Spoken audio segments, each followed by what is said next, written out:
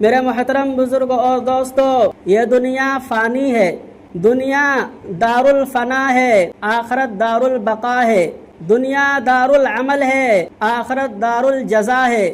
یہاں کوئی آتا ہے کوئی جاتا ہے، محفل کا ہے رنگ وہی، ساقی کا نوازش جاری ہے، مہمان بدلتے رہتے ہیں۔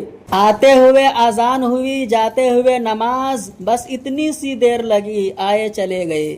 میرے محترم بزرگوں اور دوستوں، اس دنیا میں بہت سارے لوگ آئے اور چلے گئے۔ آپ ذرا قبرستان کا چکر لگا کر کے دیکھیں گے تو پتہ چلے گا کہ ہزاروں لوگ سو رہے ہیں۔ میرے محترم بزرگوں دوستوں، یہ دنیا آج تک کسی سے نہ وفا کیا ہے اور نہ وفا کرے گی۔ مشکات شریف میں اللہ کے نبی صلی اللہ علیہ وسلم نے فرمایا کہ بندہ کہتا ہے مالی مالی مالی، میرا مال میرا مال میرا مال، کہا کہ تیرا کچھ بھی نہیں ہے، صرف 3 چیزیں تمہاری ہے، جو کھایا ہضم ہو گیا، جو پہنا پھٹ گیا، اور جو اچھے اعمال کیا آگے بھیج دیا۔ صرف یہ 3 چیزیں تمہاری ہے، باقی یہ تمہاری وارثوں کا ہے۔ قبر میں کفن بھی میلا نہیں ہوگا کہ ادھر بچے بانٹ لیں گے۔ تو میرے محترم بزرگوں دوستوں، یہ دنیا کسی سے وفا نہیں کرتی ہے، ہر ایک سے آج تک بے وفائی کرتے ہوئے آیا ہے۔ میرے محترم بزرگوں دوستوں، حضرت عیسیٰ علیہ السلام کا واقعہ ہے کہ حضرت عیسیٰ علیہ السلام دین کی تبلیغ کے لیے اپنے ایک خادم، اپنے ایک نوکر کے ساتھ باکس میں کھانا بند کر کے پیک کر کے نکل پڑے۔ چلتے چلتے بہت دور گئے تو ایک درخت کے سایہ آیا، سوچا تھوڑی دیر یہاں آرام کر لیتا ہوں۔ دونوں آرام کرنے لگے۔ آرام کرنے کے بعد بھوک لگی، کھانے کے باکس کو کھولا، اس میں 3 روٹی تھی لیکن نکلا 2۔ حضرت عیسیٰ علیہ السلام کہنے لگے کہ یہاں پر ہم دونوں کے علاوہ تو کوئی تیسرا نہیں ہے، پھر روٹی کس نے چرائی؟ روٹی تو 3 تھا لیکن نکل رہا ہے 2۔ تو اس کے خادم کہنے لگے خدا کی قسم، اللہ کی قسم، میں نے نہیں کھائی ہے۔ میرے محترم بزرگوں دوستو، جو لوگ بات بات میں قسم کھاتے ہیں تو ان کا جھوٹے ہونے کی نشانی ہوتا ہے۔ حضرت عیسیٰ علیہ السلام سمجھ گئے کہ روٹی میرے خادم نے چرایا ہے۔ میرے محترم بزرگوں دوستو، حضرت عیسیٰ علیہ السلام کو اللہ تبارک و تعالی نے بہت سارے معجزات سے نوازا تھا۔ حضرت عیسیٰ علیہ السلام اگر کوڑھی کے بدن میں اپنے ہاتھ کو پھیر دیتے تو شفا مل جاتی۔ حضرت عیسیٰ علیہ السلام اندھے کے آنکھوں میں انگلی رکھ دیتے تو بینائی واپس آ جاتا، اس کو دکھائی دینا شروع ہو جاتا۔ حضرت عیسیٰ علیہ السلام مردے کے پاس کھڑے ہو کر کے قم بإذن اللہ کہتے تو مردہ اٹھ کر کھڑا ہو جاتا اور حضرت عیسیٰ علیہ السلام سے بات کرنا شروع کر دیتا۔ میرے محترم بزرگوں دوستو، حضرت عیسیٰ علیہ السلام اپنے معجزات کے روشنی میں مٹی کے 3 ٹھیکرے بنائے اور اس میں پھونک ماری تو وہ سونے کا بن گیا۔ میرے محترم بزرگوں اور دوستو، حضرت عیسیٰ علیہ السلام نے ایک سونے کے ٹھیکری اپنے طرف کیا، دوسرا اپنے خادم کو دیا اور تیسرے کی طرف اشارہ کر کے کہا کہ ہمارا جو تیسرا روٹی کھایا ہے وہ ان کا ہے۔ ان کے خادم کہنے لگے اللہ کی قسم میں نے کھایا تھا۔ حضرت عیسیٰ علیہ السلام کو تو پہلے سے معلوم تھا۔ حضرت عیسیٰ علیہ السلام نے کہا کہ میں اللہ کے نبی ہوں اور میں جھوٹے کو اپنے ساتھ نہیں رکھتا۔ حضرت عیسیٰ علیہ السلام نے ان کو 3 ٹھیکرے دے دیا اور حضرت عیسیٰ علیہ السلام وہاں سے چل دیے، اپنے خادم کو جنگل میں ہی چھوڑ دیا۔ ان کے خادم سوچنے لگے کہ چلو نبی نہیں ملا تو کیا ہوا، سونے کے ٹھیکرا تو مل گیا۔ لیکن اس بیوقوف کو یہ پتہ نہیں تھا کہ سنسان جنگل میں جہاں کوئی بھی نہیں ہے، تھوڑی دیر کے بعد کوئی ڈاکو آئے گا، کوئی چور آئے گا، خنجر دکھا کر کے ہمارا سارا سونا لے جائے گا۔ میرے محترم بزرگوں دوستو، ایسا ہی ہوا۔ تھوڑی دیر کے بعد 2 ڈاکو آیا، 2 چور آیا اور خنجر دکھایا، تلوار دکھایا۔ وہ کہنے لگا کہ مجھے مارنا نہیں، یہ سونے کے جو 3 ٹھیکرا ہے آپس میں بانٹ لیں گے۔ کہا کہ ٹھیک ہے۔ میرے محترم بزرگوں دوستو، ان لوگوں کو بھوک تو لگی تھی اور سونا کھانے کی چیز نہیں ہے۔ ایک کو کہا جاؤ بازار اور کھانا لے کر کے آؤ، ایک کو بازار بھیج دیا روٹی لانے کے لیے۔ وہ بازار جاتے وقت سوچنے لگا کہ ان لوگوں کے باپ کے نوکر تو میں ہوں نہیں، مجھے جانے میں پریشانی ہوگا، دقت کا سامنا کرنا پڑے گا، اس لیے میں کھانے میں زہر ملا دیتا ہوں، میں کھانے میں زہر ملا دیتا ہوں، یہ لوگ کھائیں گے مر جائیں گے، سونے کا سارے ٹھکرا بھی میرا ہو جائے گا۔ وہ روٹی لانے والا، کھانے لگوانے والا یہ پلاننگ کر رہا ہے، دل میں سوچ رہا ہے، اور جنگل میں جو 2 لوگ ہیں وہ سوچ رہا ہے 3 ٹھیکرا ہے، ہم دونوں بانٹیں گے، تیسرا کو نہیں دیں گے۔ کہا کہ جب وہ آئے گا دیر ہوگی تو کہوں گا کہ آنے میں دیر کیوں کیا، ماروں گا مر جائے گا۔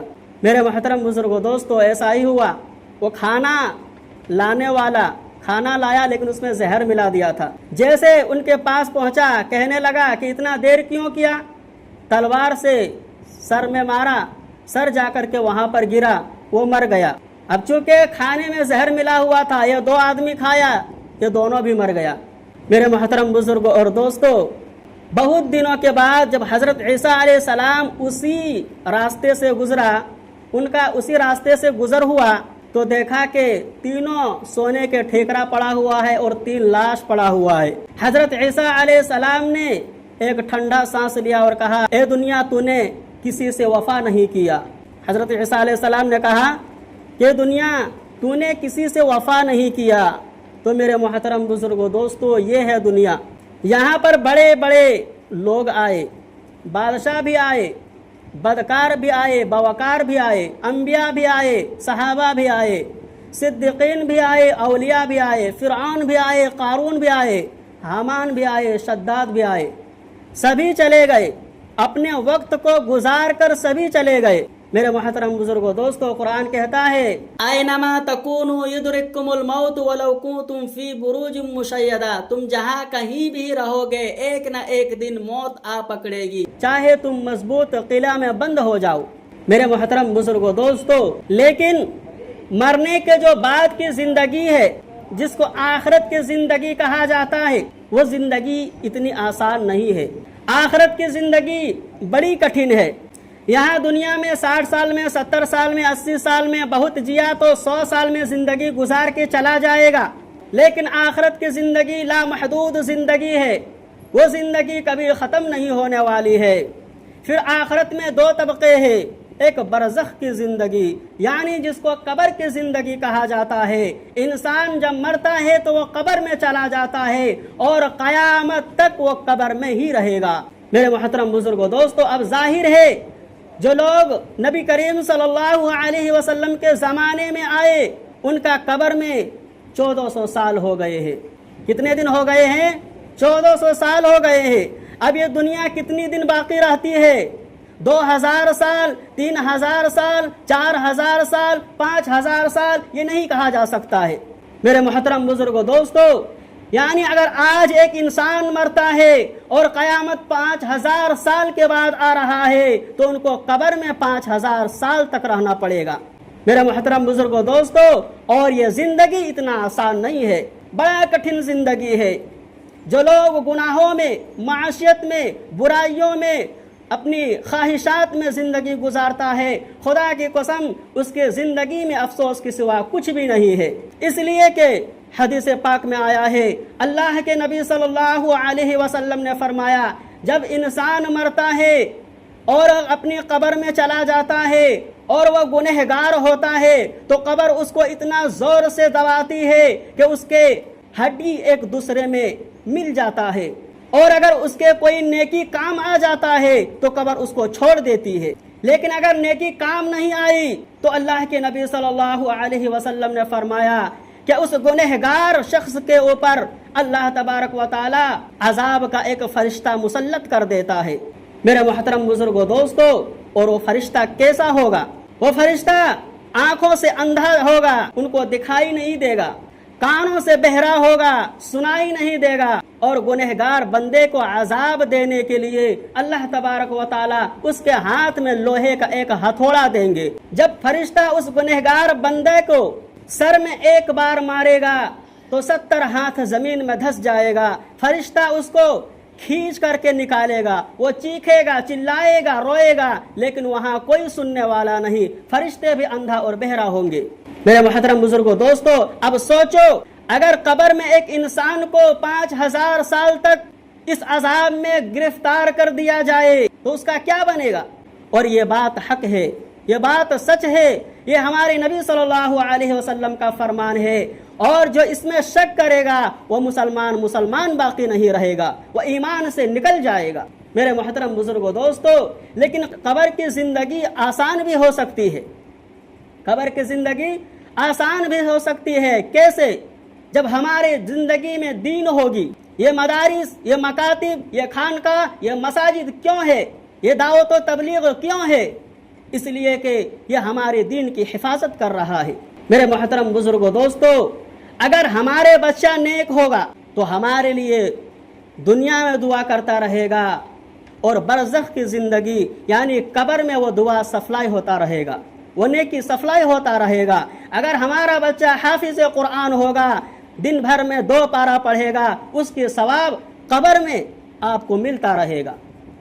تو میرے محترم بزرگوں دوستو، اگر ہماری زندگی میں دین ہوگی، اگر ہمارے ماؤں بہنیں دین کے اوپر عمل کرے گا، اللہ کے حکموں پر چلے گا، تو میرے محترم بزرگوں دوستو قبر کی زندگی آسان ہو سکتی ہے۔ میرے محترم بزرگوں دوستو، تو انسان جب مرتا ہے تو قیامت تک قبر میں ہی رہے گا، اور قیامت کے بعد انسان اپنے اپنے قبروں سے اٹھے گا۔ قرآن کہتا ہے وَنُفِخَ فِي الصُّورِ فَإِذَا هُم مِّنَ الْأَجْدَاثِ إِلَىٰ رَبِّهِمْ يَنسِلُونَ کہ قیامت کے دن سور پھونکا جائے گا تو انسان اپنے قبروں سے اٹھ کھڑے ہوگا اور دوڑ پڑے گا۔ کدھر؟ کچھ بھی پتہ نہیں، پاؤں میں چپل نہیں، بدن میں کپڑا نہیں، ننگے بدن کے ساتھ، ننگے پاؤں کے ساتھ میدان حشر کی طرف دوڑ پڑے گا۔ میرے محترم بزرگوں دوستو، جب یہ حدیث اللہ کے نبی صلی اللہ علیہ وسلم بیان کر رہے تھے تو حضرت عائشہ رضی اللہ عنہا نے فرمایا کہ اللہ کے نبی صلی اللہ علیہ وسلم، قیامت کے دن مرد اور عورتیں ننگی ہوگی تو کیا شرم نہیں آئے گی؟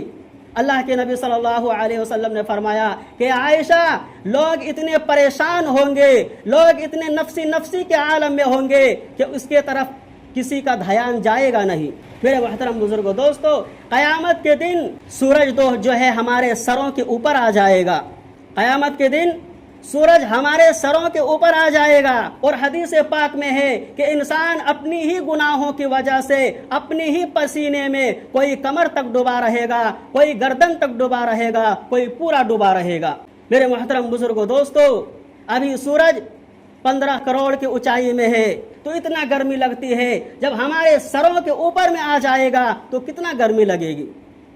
لیکن میرے محترم بزرگوں دوستو، حدیث میں یہ بھی بات آتی ہے کہ جو لوگ نیک ہوں گے تو قیامت کے دن سورج سر کے اوپر آنے کے باوجود بھی وہ اے سی کا ٹھنڈک محسوس کرے گا۔ اللہ تبارک و تعالی ان کو اپنے عرش کے سائے میں جگہ دے گا۔ میرے محترم بزرگوں دوستو، اللہ کے نبی صلی اللہ علیہ وسلم نے فرمایا کہ قیامت کے دن وہ لوگ عرش کے سائے میں رہے گا جن کا دل مسجد سے اٹکا رہتا ہو، یعنی جو فجر کے وقت فجر کی نماز پڑھ کر کے مسجد سے باہر نکل رہا ہے اور دل میں سوچ رہا ہے کہ اللہ کب ظہر کے وقت آئے گا کہ میں پھر سے مسجد میں آؤں گا۔ جب ظہر کی نماز پڑھ کر کے مسجد سے نکل رہا ہے تو دل میں سوچتا ہے کہ اللہ کب عصر کے وقت آئے گا کہ میں پھر سے مسجد میں آؤں گا۔ اسی طریقے سے جب عصر ہوتا ہے، عصر کی نماز پڑھ کر کے مسجد سے نکلتا ہے اور سوچتا ہے کہ اللہ کب مغرب کا وقت آئے گا کہ میں پھر سے مسجد میں آؤں گا۔ یعنی جس کا دل مسجد سے اٹکا رہے گا تو اللہ تبارک و تعالی ان کو کل قیامت کے دن اپنے عرش کے سائے میں جگہ دے گا۔ میرے محترم بزرگوں دوستو، اور یہ بہت بڑی چیز ہے، اس لیے میرے محترم بزرگوں دوستو 5 وقت کی نماز کی پابندی کریں، 5 وقت کی نماز کی پابندی کریں۔ اگر مسجد ویران رہے گی تو مسجد بھی ہمارے لیے بد دعا دے گی، بد دعا کرے گی۔ اگر ہم مسجد کو آباد کریں گے تو مسجد بھی ہمارے لیے دعا کرے گی۔ میرے محترم بزرگوں دوستو، اسی لیے مسجد کے بد دعا سے بچے، مسجد کے دعا لے، اور آج سے یہ ارادہ کرے، آج سے یہ پکا ارادہ کرے کہ جب بھی وقت ملے گھر میں رہوں تو مسجد ضرور جاؤں گا۔ میرے محترم بزرگوں دوستو، اگر ہم اپنے زندگی میں نماز کو لائیں گے تو ہمارے قبر کی زندگی آسان ہوگا، آخرت کی زندگی بھی آسان ہوگا، اور قیامت کی زندگی بھی آسان ہوگا۔ اللہ تبارک و تعالیٰ سے دعا کریں کہ اللہ تبارک و تعالیٰ ہم سب کو کہنے سننے سے زیادہ عمل کرنے کی توفیق نصیب فرمائے۔ وآخر دعوانا الحمدللہ رب العالمین۔ سنتیں پڑھ لیں۔